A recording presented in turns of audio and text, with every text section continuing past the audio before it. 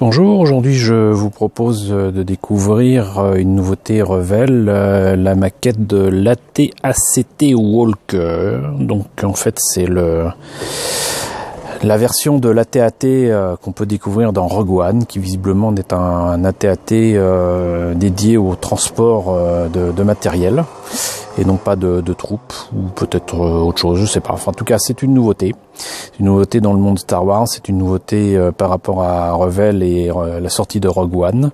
Et donc c'est un kit de la collection Build and Play. Et comme on le voit ici, il s'agit donc plutôt d'un jouet à monter plutôt que d'une maquette, avec des pièces déjà prêtes, déjà dégrappées, aux bonnes couleurs, etc. Et qui en plus fait de la lumière et du son. Donc voilà. Là il est présenté de manière un peu étrange, hein. Il fait un peu tout désarticulé, mais donc là on voit quand même qu'il y a quand même pas mal de pièces, hein. C'est la particularité de ces Build and Play de cette année chez Revell, contrairement à l'année dernière, c'est quand même des kits avec des pièces assez petites et avec beaucoup de pièces, et même si c'est très facile à monter, c'est quand même pour du 6 ans, c'est quand même un bon niveau. Voilà. Donc on va voir ce que ça donne à l'intérieur. Avant de vous montrer le kit lui-même, revenons un petit peu sur la notice de montage. C'est vraiment du minimum syndical, reprise de l'illustration de la boîte, quelques indications de base, la liste des pièces qui indique du coup les numéros, parce que comme il n'y a pas de grappe, il n'y a pas moyen de savoir à quel numéro on peut s'attendre pour les pièces en question. C'est d'ailleurs un peu bête, parce que il suffit tout simplement d'indiquer le numéro des pièces à l'intérieur des pièces, mais bon, visiblement ça ne se fait plus. Donc on suit les instructions, non pas à la lettre mais au chiffre près. C'est quand même assez simple. Le kit est composé essentiellement de grosses pièces orange et surtout de pièces grises. Tout cela se clipse et se fait quasiment tout seul. Et au final, on voit qu'effectivement, il faut enlever la petite languette pour que les piles puissent se toucher et permettre à l'engin de faire du bruit et du son. Le tout est articulé. Qu'est-ce que ça donne pour le kit lui-même? Le voici. C'est un beau bébé. Moi j'aime bien. C'est par contre un poil plus petit que le vieux kit des années 80 qu'on voit dans l'Empire contre-attaque. De toute manière, ce AT-AT n'a rien à voir en termes de forme, notamment de tête, avec son homologue sur Earth. Il a aussi des jambes beaucoup plus grandes, beaucoup plus longues, me semble-t-il, que le AT-AT normal. Bien évidemment, ici cette pièce-là n'existe pas dans le kit et dans le AT-AT qu'on connaissait déjà. Qu'est-ce qu'on peut dire? Ça confirme la collection Build and Play, ça fait quand même vraiment jouer à monter.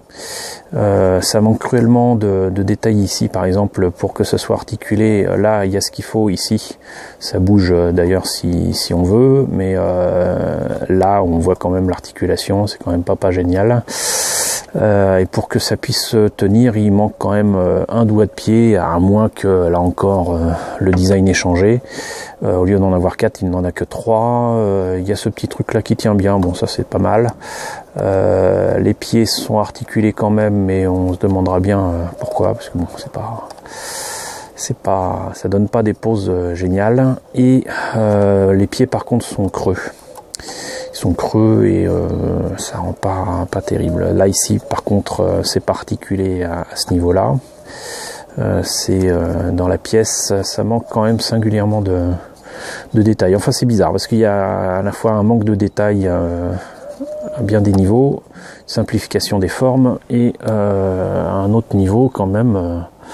Là ici et ailleurs, il y a quand même de beaux détails, hein. C'est pas n'importe quoi. Voilà, donc sinon pour la pièce électronique, le son sort d'ici, donc du coup il y a des petits traits. Là il y a ce qu'il faut pour mettre la pile, on a l'impression de voir un jouet McDo. ce qui n'est pas une insulte, hein, loin de là, mais voilà. Et le bouton est pas spécialement discret, faudra voir aussi sur le design original si c'est bien comme ça, mais voilà ce que ça donne avec ce Bravate ACT. Je sais pas si on voit, oui, un petit peu. On va essayer de le refaire.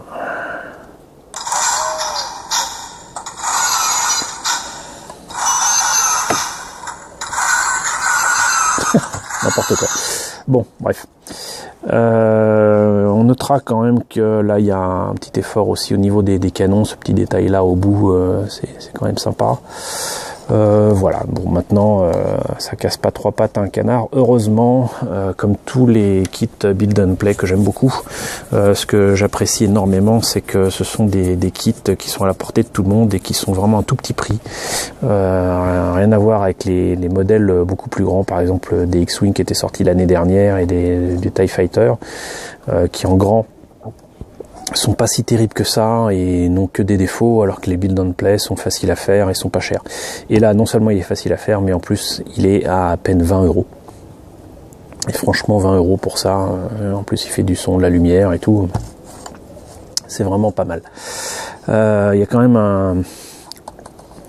un sacré, pas trou, mais bon, il y a des écarts entre les pièces ici que je trouve pas terrible, mais rien qui ne soit pas rattrapable.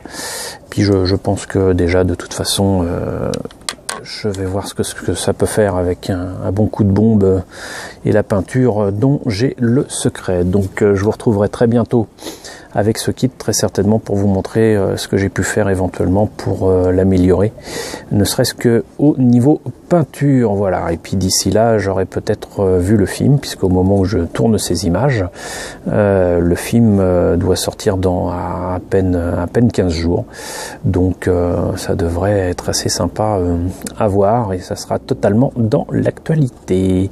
Voilà, je vous souhaite une bonne journée. Si la vidéo vous a plu, n'hésitez surtout pas à la partager, et je vous retrouve très vite pour d'autres vidéos autour de la science-fiction.